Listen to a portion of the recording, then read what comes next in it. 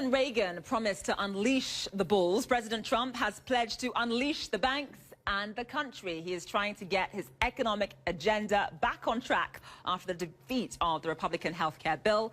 The president was speaking to a group of executives, including bank CEOs. He says they're petrified by regulators, and that's holding back lending. The president's solution, a major haircut. The regulators are running the banks. So we're going to do a very major haircut on Dodd-Frank. We want strong restrictions. We want strong regulation, but not regulation that makes it impossible for the banks to loan to people that are going to create jobs.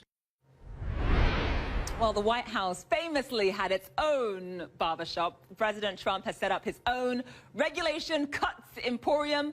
First through the door, the so-called fiduciary rule. So what does that rule mean? The rule was basically designed to ensure retirement advisors acted in their clients' true interest and not to obtain incentives for themselves. President Trump actually halted its implementation about a month ago, just in February.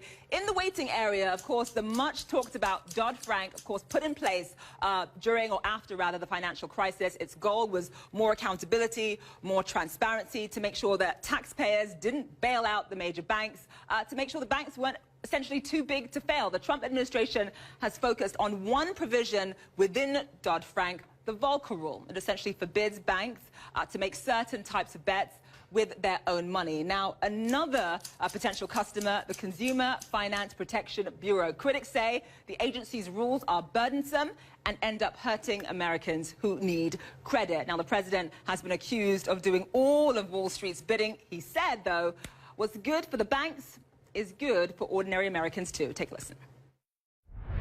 We're going to unleash the country, and I'm willing to take the heat, and that's okay.